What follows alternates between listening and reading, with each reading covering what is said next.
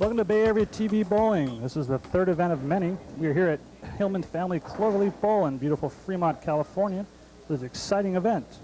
These are some of the top male and female bowlers in the Bay Area. In the first match in the women's division, we have the number 3 qualifier, Shannon Reyes of San Jose, California, going against Jody Smith of Fremont, California. The winner of this match will meet up against number 1 seed, which is Yvette Smith, who's also from Fremont. We'll return with our coverage in just a moment.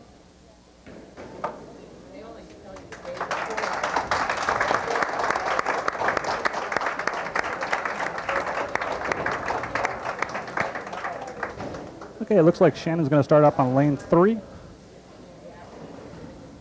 Shannon is 25 years old. She's been bowling for 8 years.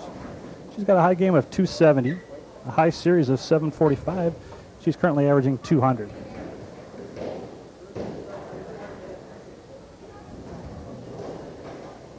Shannon spent a lot of time on the collegiate tour.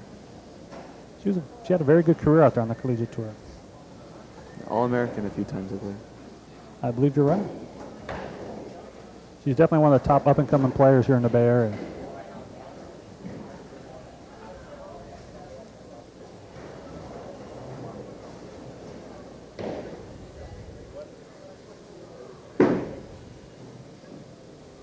And Shannon starts off with a beautiful strike on lane 3.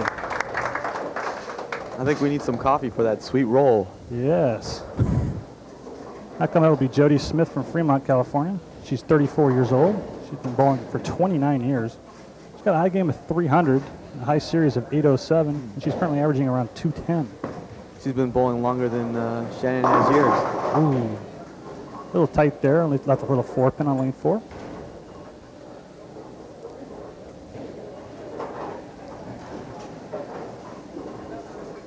I guess this is a May-December match. Yeah, we got an interesting matchup here. We had the TV Bowling's first champion, Jody Smith, going against the TV Bowling's second champion in Shannon Reyes. So it's like a tournament of champions here. And Jody covers the spare very nicely. Good fundamentals from Jody. She's got a terrific game. Stays down at the line really well. Stays right through the shot. I'm impressed with her knee bend. Oh, I am too. I wish I had it.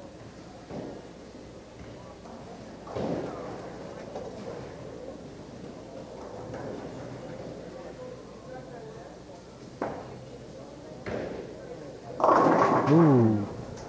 Looks like she found a little conditioner on that one. It came up a little bit light and up to 2, 4, 5, 8. We call that the bucket. Dinner bucket. The inner bucket. It's kind of a difficult spare. Need to move a little bit right on the approach. A couple boards maybe. Keep the target around the same. Do you think the gold pins affected her carry on that shot? I don't think so. For those of you who don't know, we're using the Brunswick gold pins.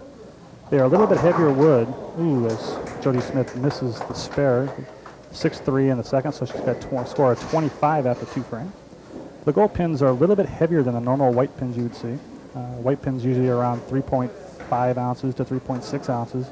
And the gold pins go around 3 pounds 10 ounces to 3 pounds 11 ounces. So they're a little bit heavier, so they're just a little bit tougher to knock down. There's Shannon, the second shot. Ooh. 5-pin went right in front of the 7. That was a good effort. She's got to be disappointed with that. Good shot. Very good shot. Well, Shannon converses. She'll be leading the game by 15 pins.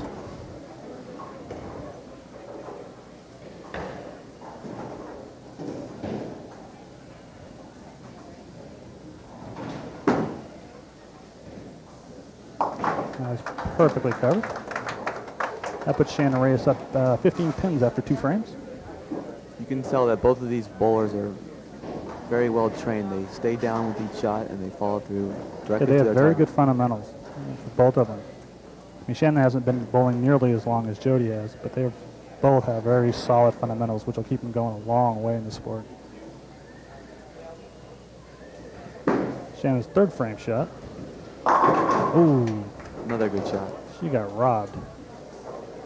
Shannon's husband's on the pro tour for the men. Yes, that's Tony Reyes. One-time TV show appearance down in Southern California last year. The AC Delco? They still call it that? I think it's still called the AC Delco. And Shannon using a nice clear ball. It's got a bowling pin on the inside. It's kind of a neat new bowling ball. They call that the pinball. A pinball. Well, she converts that, and she now has a 14-pin lead after as Jody comes up in the third frame.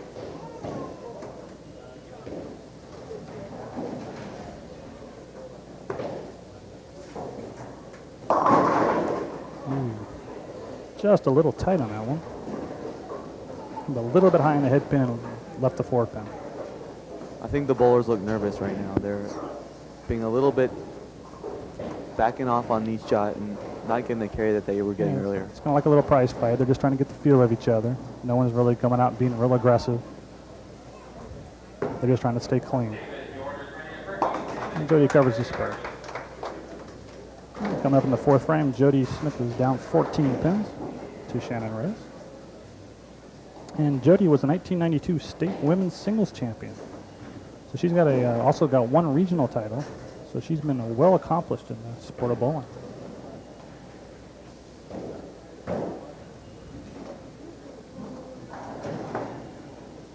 Good shot. Oh, here comes. Oh, look at that messenger 10 pin. That's going to loosen her up. Oh, that's definitely going to loosen her up. I think the momentum's on Jody's side right now. After that shot, I wouldn't doubt it.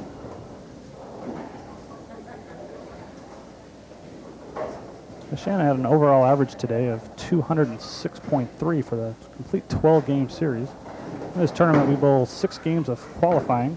Ooh, terrific fourth frame shot to keep her 14-pin lead.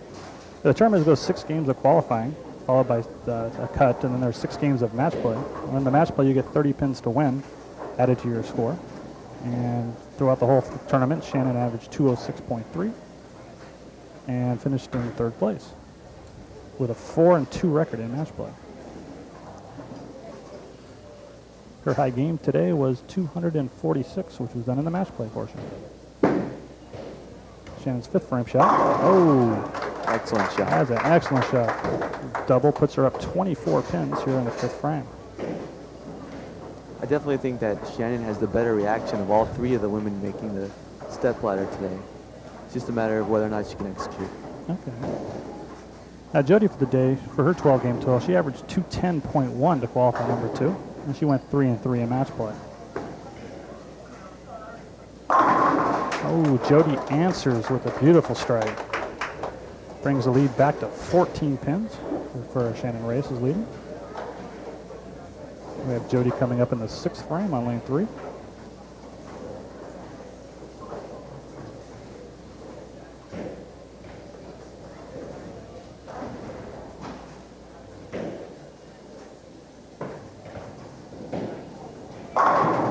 Oh, terrific shot. Almost got a really bad break, but was able to get something to knock out the 9 pin. The intensity is definitely picking up right now. You can see the women are... Feeling out process is definitely over. Yeah. They came to play. Now Shannon Reyes is coming up on lane number 4. She's got a 4-pin lead currently.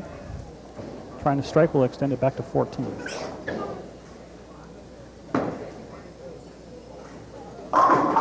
Oh, beautiful strike. Shot. Just punch and counter punch type of game here.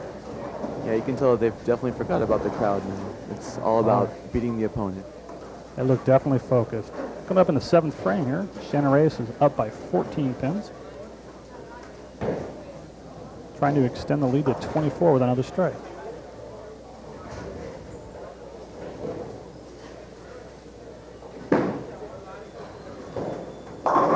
Ooh, good break. Yeah, she got it in just a little bit there, and the ball tried to hold pocket, but it's a little bit high and left the 4 pin. That'll drop her lead down to 13 pins if she makes a spare. Shannon's throwing a Storm Eraser, I believe. And Yvette's throwing some sort of, I think it's a Warlock. Looks like a Warlock. Yeah, Storm Eraser's one of the newer balls made by the Storm Company. It's been out for about 2 or 3 months. It's one of the lower cost balls, so it's a ball pretty much we'll recommend for anybody. That ball's a PVA favorite from what I hear. I hear the same thing. In fact, I just drilled mine up this week. Really? So I really like that. I used it partly in the tournament today. All right, Jody's coming up on lane 4 for her 7th frame. She is currently down by 13 pins. Can make a 3-pin game with a strike here. Oh, carries tight. She really wanted that one. She wanted that one big time. She just decreased the lead of Shannon by up to 3 pins. She strikes here on the next frame, on the 8th frame. She'll take the lead by 7 pins. Well, I wouldn't want to bowl either one of these women for money. Ooh, it's a losing proposition.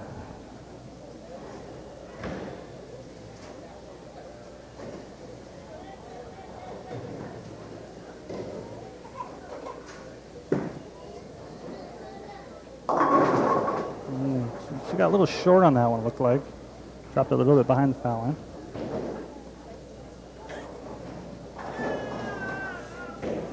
She got the 6-10 on lane 3. She'll lose 2 pins on her count. She's down by. She's now down by 5 pins.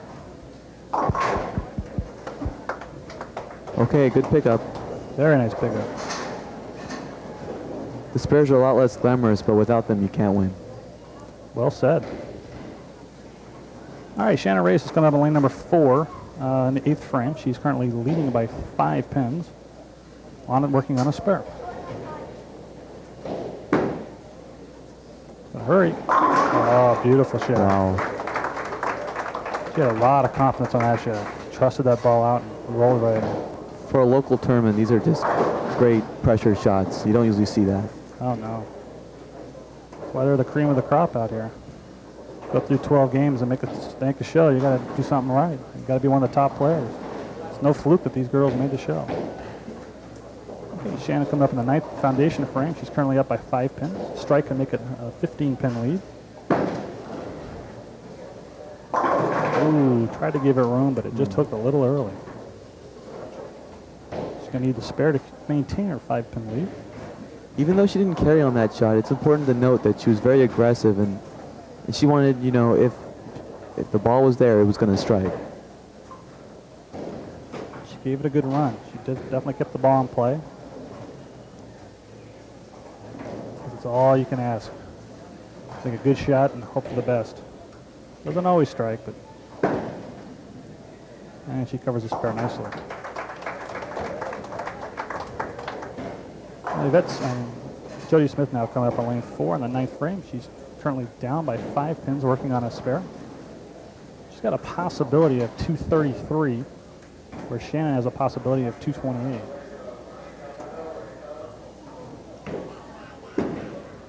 Good shot. Oh. Ooh. Too much on that one. A little bit extra hand on that one, looks like. Now lose 3 pins on her count and put her down by 8 pins with a spare going into the 10th frame. With both bowlers will then be working on a spare.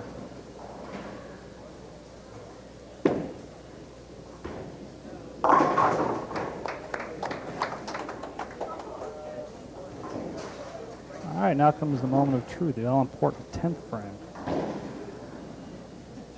Currently, Jody's got 170 even through the 8th frame with a spare up, and Shannon's got 178 in the 8th frame with a spare up. So Shannon's got an 8-pin lead. Here comes Jody's first shot in the 10th. Carry ball. Oh, that was beautiful. You can tell she's been in this position before. Not the first time for her. But whatever Jody does, she cannot shut out Shannon Reyes. Shannon Reyes can get up in the 10th frame and throw a double to guarantee a win. It's a close match. They both bowled extremely well.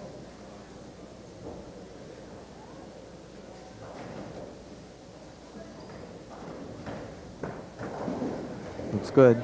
Oh, beautiful shot. Putting the pressure on Shannon sitting on the bench. I think Shannon's getting nervous at all. No, I doubt. She usually looks away when someone else is bowling, so she knows what she's got to do. She's been here before. I'm sure her husband, Tony, has talked to her all about the kind of pressure situations. So she'll be able to handle it. All right, Jody's coming up with a strike here on the fill ball in the 12th frame. She'll shoot 220. Oh, she finishes off strong. Great finish. Beautiful 220 game for Jodi Smith. Pressure's all on Shannon. All right, here's the situation. Shannon Reyes is coming up in the 10th frame. She's working on a spare. She has 178 in the 8th frame. She needs a double and 3. She needs to cover 23 pins here in the 10th frame to beat Jodi Smith. She needs 2 strikes and then a 3 count or more for the win. Looks good. Oh. Tough break. Tough break. She made a great shot. All you can ask for is deliver in the clutch, and that's exactly what she did. She did. She just got a bad break. Looks like she's going to lose by 2 or 3 pins. That's tough. Yeah, best she can shoot now is 217, and Jodi shot 220.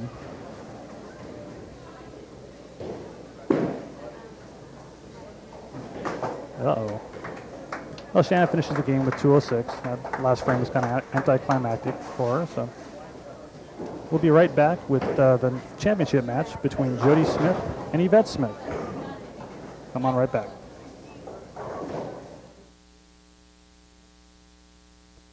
Hi, I'm Tony Reyes from One Stop Bowling Shop here at Oak Ridge Lanes in San Jose.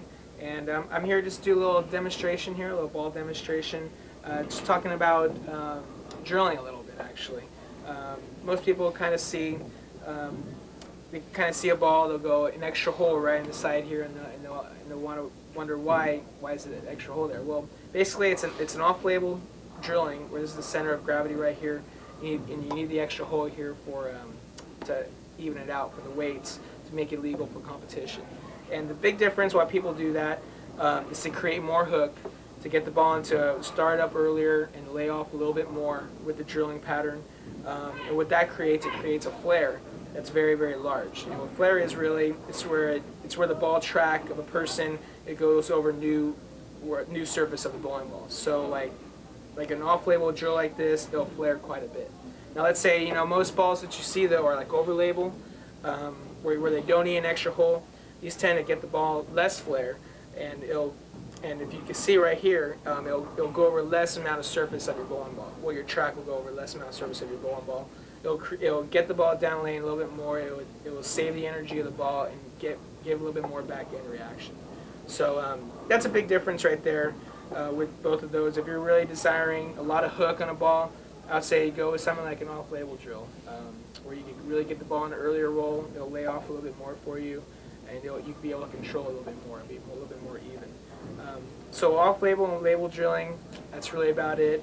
The next thing I want to cover really are the pin positions. That's pretty much the most important thing, especially these days now in bowling. The pin placement really comes from the axis point. When the bowler's axis point is usually could be anywhere between 5 to 6 inches away from your center grip of your grip of your ball. And where that axis point usually is somewhere about 5 to 6 inches to the right of your center grip, somewhere like right here where I have an extra hole right here on the side. And what the pins do, the farther away the pin is to the ball, more like this, the farther away the pin is to the ball, the more longer the ball will go. The more length it gets, the more back end reaction you'll get out of it. The closer the pin is to the ball, someone like this is pretty close right here. Someone like this, the more closer it is to from your axis point, the more stronger the layout is, the more stronger the ball is, and it'll lay off a little bit more. A little less back end, more in the mid lane, and that's a big difference. So the closer the pin is to the axis point, the closer it gets, the more stronger the roll it gets onto the ball, and the more it'll lay off. The farther it gets, the more back end reaction you're getting, and the more length you get down the lane. So that's really one of the most important things nowadays. And with pins, you see people drilling balls with pin underneath the ring finger, pin above the ring finger. The biggest difference is because both of them with the pins are right around the same distance from the person's axis point. But the biggest difference is the pin underneath the ring finger will get the ball into a roll a little bit quicker, and the pin above the ring finger will get down the lane a little bit longer, a little more back end reaction. So you see guys that really have a lot of turn, a lot of hit on the ball. You'll see a lot of guys with a pin above the ring finger or right above the bridge, 6 inches away from the axis point usually. You see people that throw the ball a little straighter, that need to get the ball into a roll. You'll see more people drill like 4-inch pins from the axis point to get the ball into a roll, a little more even in the back end reaction, so you kind of control a little bit more. So that's really much about it. So Next time you walk into a bowling alley and we talk to your bowling shop operator about balls and stuff, you have a little more knowledge on maybe what you're looking for. So hope it helped you out, and thanks again, and appreciate it. Have a good day. Bye.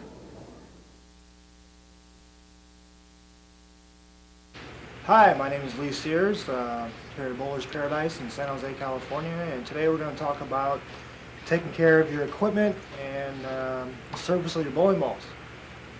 One thing about it is when you throw a ball and you've got maybe 100 games on it, they start to get pretty tracked out and they start looking pretty dingy and beat up. This also doesn't just look bad, it makes for inconsistent ball reaction. What you would like to do is bring it into your local pro shop, preferably here, and you want to get it resurfaced. And what happens when you resurface it is it takes off a little bit of the outer shell, so it gives you a nice clean surface for the ball to roll on again. Another thing that happens with the equipment is the newer technology, the cover stocks of the bowling balls, they soak up oil. And when it soaks up oil, it gets in the pores and it gets saturated. Therefore, when it gets down to the back end of the lane, it doesn't grab the lane like it was when it was new. Another process we do for ball care is called rejuvenation.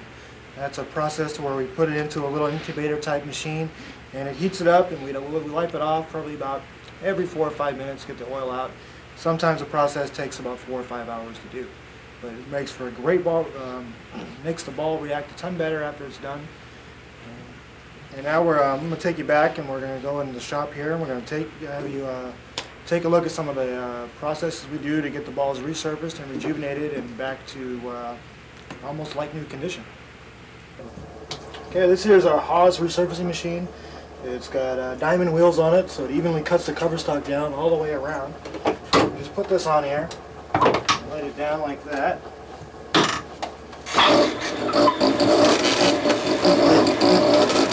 Change the water on, don't make too much noise.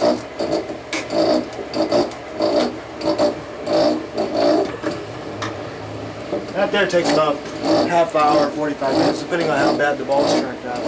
It's making kind of bad noise right now, so we'll take it off because we have this tape going. But you can see how everything moves around, it's pretty even, and it cuts the ball down evenly.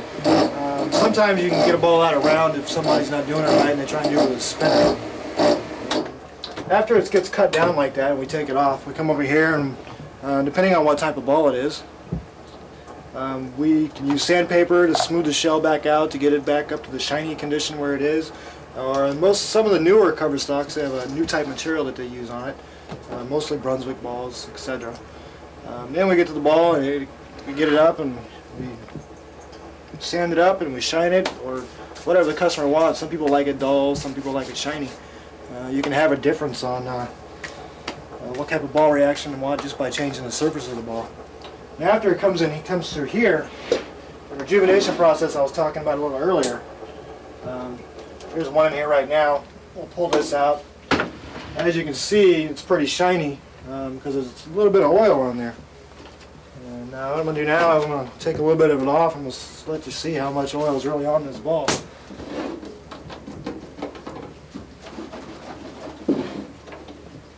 You wipe the oil off here, as you can tell.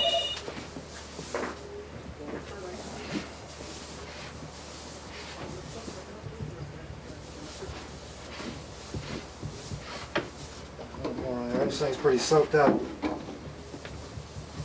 going to edit this, right? Yeah. You really can't see it on there, but there's some yellow stuff on here. That's the oil being taken off of the ball. What the chemical does, it breaks the oil down and takes it right off for you, so you don't have to sit there. If you try to do this at home, you really wouldn't be getting it off too well. And then what we do is we put it back in here. Like I said, it takes about a couple hour process to go through here. You never want to get the balls too hot because they can separate and crack. So doing it in an oven at home is really not a great idea. This thing right here never really gets over 100 and something degrees. Ovens, people put them up to 350 and they'll break the ball and they come in here and they have to replace it. Well, that's basically it today. It showed a little bit on resurfacing, a little bit on rejuvenation. It's a good idea to take good care of your equipment, keep them clean, make sure you get them resurfaced when you can. When the track gets really bad, get the oil taken out of about every 100, 150 games. Out on tour, most things out on tour with the tour national tour stops and the PBA bowlers, they usually get rid of a ball after about 80 to 90 games because they don't want to really take care of it. So they get rid of it and they just grab a new one. But now, living in today's economy, you got to take care of your equipment, get everything resurfaced, rejuvenated, and it'll last a lot longer for you. So from Bowler's Paradise in San Jose, this is Lee Sears saying thank you for your time and good luck bowling.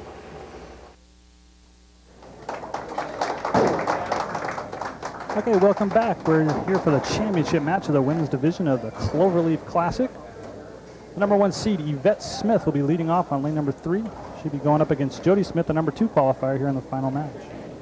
Jodi Smith got to the finals here by defeating Shannon Reyes in the first match, 220 to 206. Yvette's first shot came up a little bit high and left herself 9-pin. These two women throw two of the most powerful shots that we've seen from the women today. That is true. Yvette's 29 years old.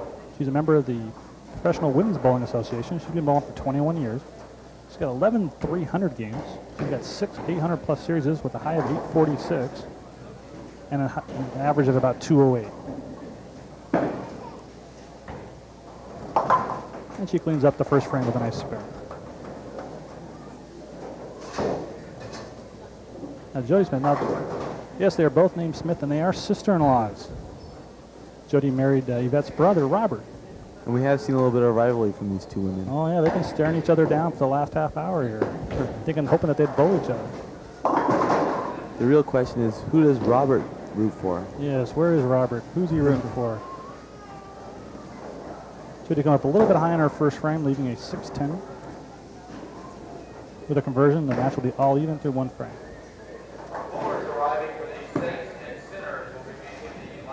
Oh, big mistake early. Looks like she changed to a harder surface bowling ball, and it just didn't quite hook for her. She was skidded right by the 6-pin, and she get the 9 count open in the first frame. Puts her in a quick 11-pin hole. Jodi come up on the second frame on lane number 3.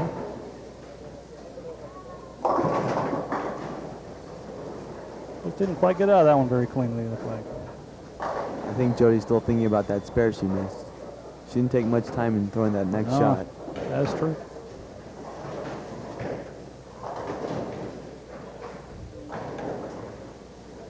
It's an unusual mistake for someone with so much experience. Now for the conversion, a beautiful 2-4-5 conversion for Jodi Smith. The spare up in the second.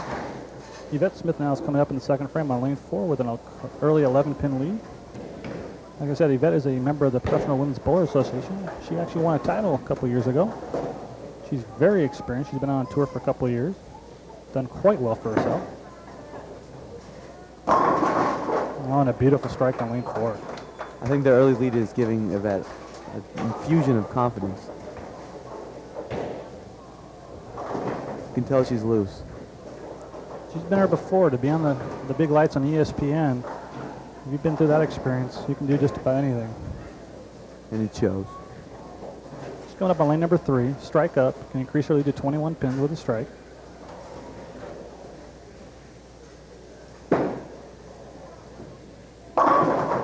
Ooh, hooked a little early on her there. Come a little tight and left herself a 4-pin. With a conversion, she'll have 40 through 2 frames and continue to keep her 11-pin lead. I think at this point, Yvette's got to feel that if she keeps it clean, she's going to win. Well, you did see the first match. It did go 220 to 206, so there were some strikes thrown. And it's probably going to take about 220 to win this match, so keeping it clean is definitely important. Yvette cleans up the spare really nicely on lane 3. Through 3 frames. Jodi Smith come up here in the third, down 11. Spare up.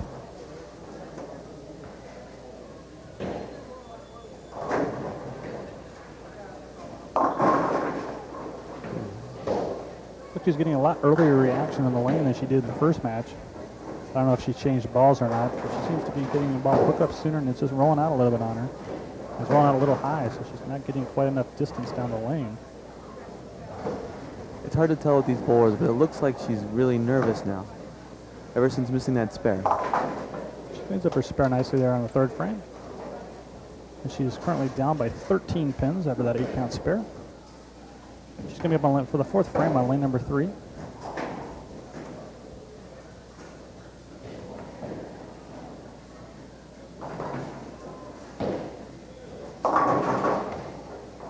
Oh, excellent break. There's the kind of break that'll definitely loosen you up. She's got a huge smile on her face after that one. And she needed that. That's a break you don't see very often, but we definitely like to see it when we're throwing it ourselves. I might just give her enough energy to get back in this match. Now Yvette coming up on lane 4 in the fourth frame, spare up, leading by 13. Oh, she pops the 10 out. Terrific shot. She's got a little different release than Jody does. She throws the ball a little bit more away with her fingers, so she can create a little bit more skid down the lane than Jody does. Jody's hitting it a little bit earlier, so she's getting a lot quicker reaction on the lane. I think that's an influence of being on the Pro Tour. It could be. She's got to see so many different conditions, and she gets to bowl with a lot of the top ball reps and see them out there, and they can help them out trying different things. And being to bowl with the top bowlers in the world on a week-in, week-out basis, it's only going to make you better. Oh, beautiful double. Beautiful double. I think as Yvette now a 23-pin lead over Jody Smith. As Jody Smith comes up in the fifth frame working on a strike. You can definitely see a difference in confidence between the two bowlers. Jody just changed balls to a green-colored ball. Great shot. There's a good ball change. Seemed to work out really nicely for her. The double brings the match back to 13 pins with Yvette Smith still leading. Looks like Jody's going to stay with that green ball here on the left lane.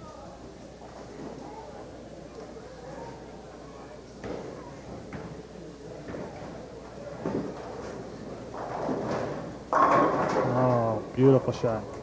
High and tight. That ball change is doing wonders. Makes the match to a 3-pin lead now for Yvette Smith. Coming up working on a double. Strike and extend the lead back to 13 pins. Appears as if we have a domestic situation to our left as Jody's tending to her kids. And mother-in-law is doing the same. As sister-in-law just struck to make it a 3-bagger.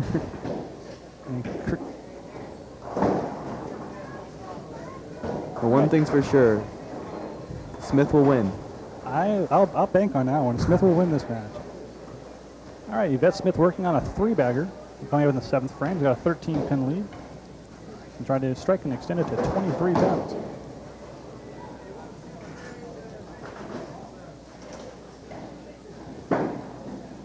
Gotta hurry. Ooh. Looks like she rose up just a little bit there in the line. Just didn't quite get enough fingers on there. You lose leverage when you do that. You lose leverage, folks, that means you're not going to get quite as much hook on the ball. As you can see, it didn't get quite high enough in the pocket there. Didn't get enough emphasis on the 10-pin to knock it out. She's going to go hard and straight at the spare. She's pulled out a plastic ball, which is a smart thing to do. Go hard and straight.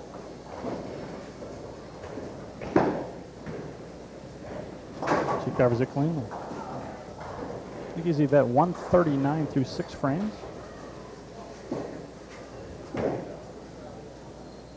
And I believe it's a 12-pin lead. Jody's coming up on lane number 4, working on a 3-bagger. Strike here can make the match a lot tighter. She's down by 12 right now. Strike will make it only a 2-pin lead. Jody's done a good job of turning the momentum around ever since she tripped that, I believe it was a 6-10. Yeah, she chopped. So she went right by the 6-pin in the first frame. Took the 10-pin out on length and open. This ball change seems to have helped too.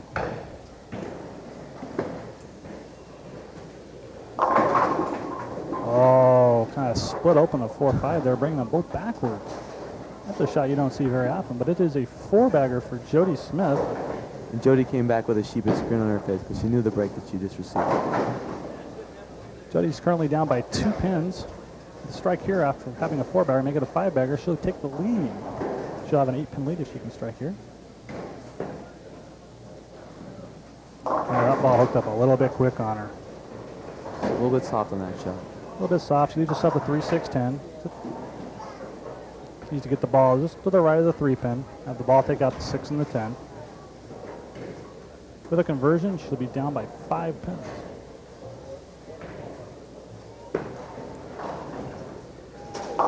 Very nicely done.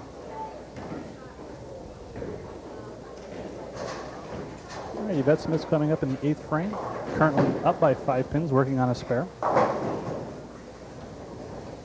She's a possible 249, whereas Jody only has a possibility of a 234.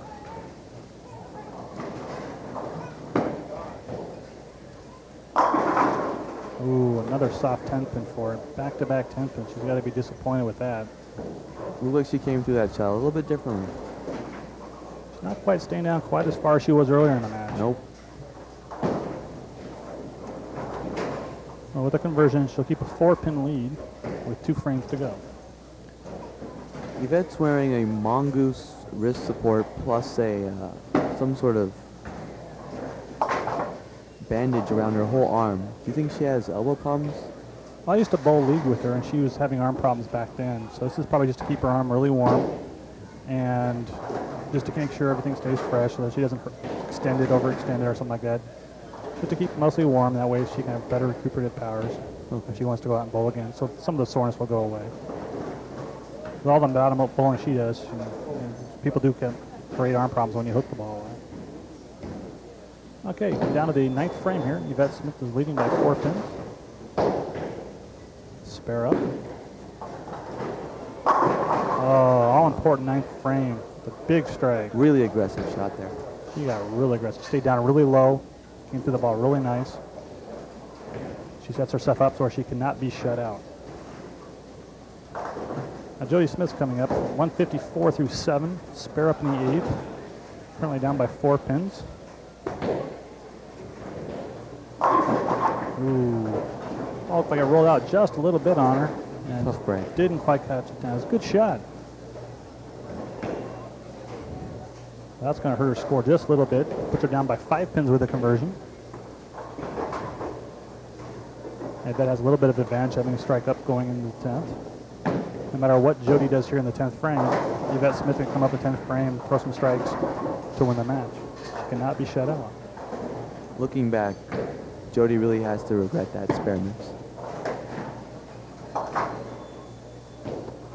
Yeah, she would have gotten spare in the first frame. I think that's another 8, 9 pins to her score, and it would have been a lot closer. But right now, it's a 5-pin game. Yvette Smith is leading.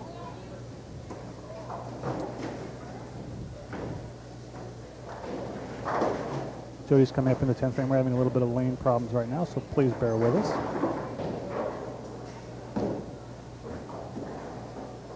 While we have the moment, I want to thank some of our sponsors.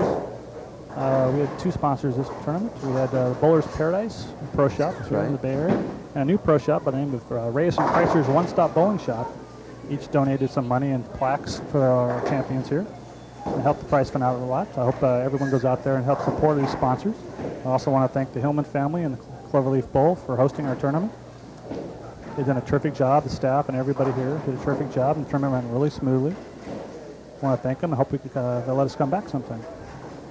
It's one of the interesting things about bowling is that it relies on individuals to support it. It's not a big sport like football or baseball.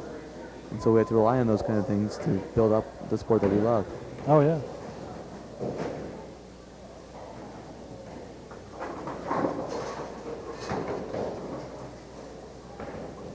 Looks like we got our lane problems all settled up here. Again, Jodi Smith is coming up on lane 3 in the 10th frame. 173 through 8, a spare up on 9, down by 5 pins. Ooh, she went to get real aggressive, got a little soft on it, and the ball jumped on her. Wasn't that bad of a shot. No, it looked good about 40 feet down the lane until it just jumped on her. And it's called a Greek Church at 4.6, 7, 9, 10. It is spareable. It's a little tough. Yeah, she gets 3 pins out. You think that weight might have iced her a little bit? It could have done it. She could have gotten a little tight. But she finishes with a score of 196. Yvette Smith now is 178 in the 8th, the strike up in the 9th. She just needs a good count here to win. Pressure's off for her. Pressure's going to make her swing a lot looser. That should just about do it. She leaves a 10 pin there in the 10th frame. Some foul line trouble, but it didn't matter. It didn't matter. With a conversion and a strike, she'll shoot 218. But right now, even if she does miss this, she's still got 206 to Jody's 196, so she is the champion. Had a great day all day long. She was the #1 qualifier. She led through whole match play. She was the #1 bowler the whole day, and she wins the final match, staying in the #1 position. You gotta like seeing the #1 qualifier win because they did put in so much work throughout the whole day. That is definitely true. Well, here comes Yvette Smith's last ball, kind of a victory lap, as we like to call it. Showing her wares. And she finished it off strongly with a 218 game to Jody Smith is 196. And Yvette Smith is your champion of the Cloverleaf Classic. So there's no hard feelings. Yes, Jody gives sisters Yvette a give each hug. other a hug, so there's no hard feelings. I'm sure they'll be bowling against each other again soon, probably once a week at least. I want to thank everybody for watching today's Bay Area TV Bowling. Again, we want to thank our sponsors, Bowler's Paradise, the Hillman Family, Cloverleaf Family Bowl, and Reyes and Kreitcher's One Stop Bowling Shop out there in San Jose.